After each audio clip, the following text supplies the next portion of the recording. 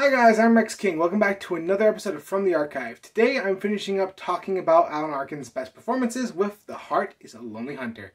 The Heart is a Lonely Hunter was directed by Robert Ellis Miller and is based off a novel by Carson McCullers by the same name.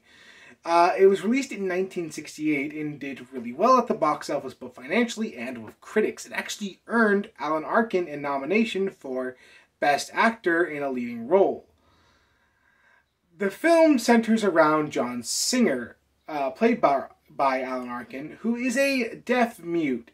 He has to move into a new location because his one and only real friend, Antonopoulos, who is this guy who also doesn't speak, more due to mental difficulties than being a deaf mute, played by Chuck McCann, was sent to this mental hospital, so Singer had to move to be closer to him.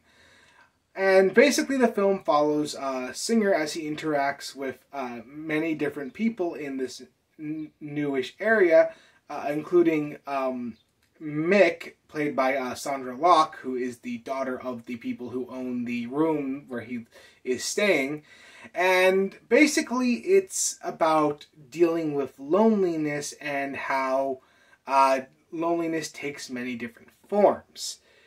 Now, this is a really heart-wrenching story, as we don't just follow Singer, but we follow several different characters and kind of their experiences in loneliness and what happens as a result, how they all feel ostracized in some way or form, whether that's due to being of a different race or being the only mature one around people who really want to act immature, or just being a lonely drunk.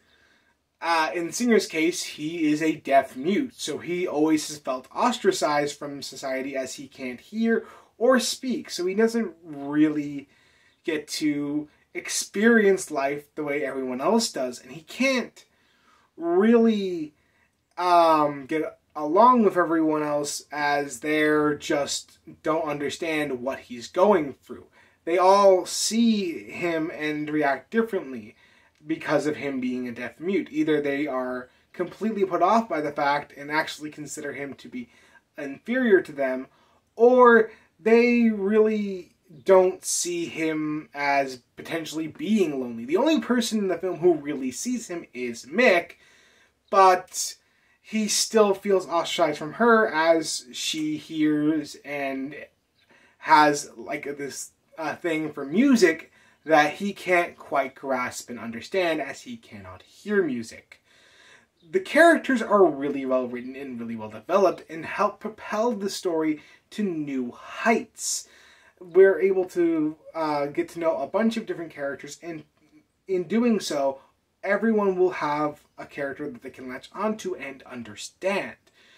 And to be honest, I really like that this film is primarily from Singer's point of view. That way we can understand where he's coming from and the decisions he's making in this movie. The visuals are a little unfortunately, the set design isn't anything spectacular, and the shots feel a little made for TV-ish by today's standards. But they're not terrible, they're just kind of okay. And we have to remind ourselves that this film was released in 1968. Music-wise, the film is really good, as it uses a lot of classical music and manages to realize when not to use music, as again, our main character is a deaf mute, so there is a lot of good silent moments that just let you sit and take in the characters and the actor's performance. And that leads me into what we, of course, are going to be primarily talking about, Alan Arkin's performance as Singer. Oh my God. The hardest thing that actors have to do is playing deaf mutes. It is so hard to convey emotions just with facial expressions, actions, and not being able to speak.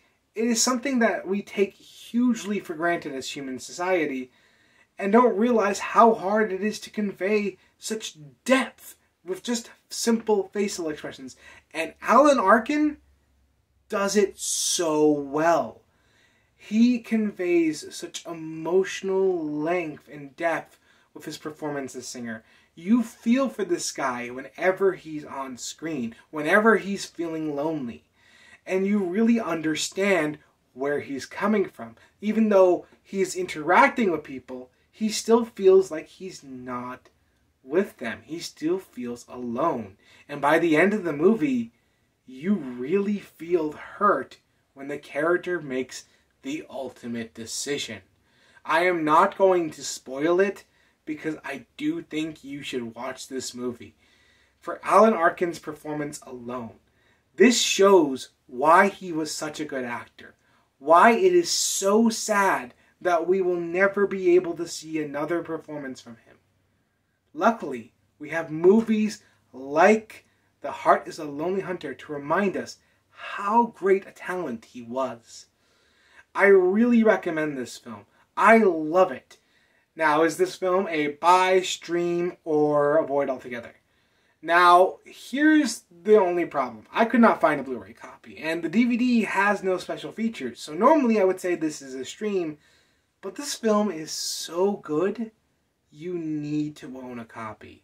It is really, really good, and I cannot stretch that enough. Do seek out a copy. This film deserves to be watched and deserves to be remembered. Anyway, that's the end of me talking about Alan Arkin. Again, I am very saddened by his passing, and we lost a great talent.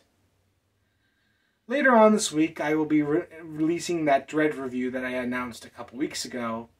But until then, I'll see you next time.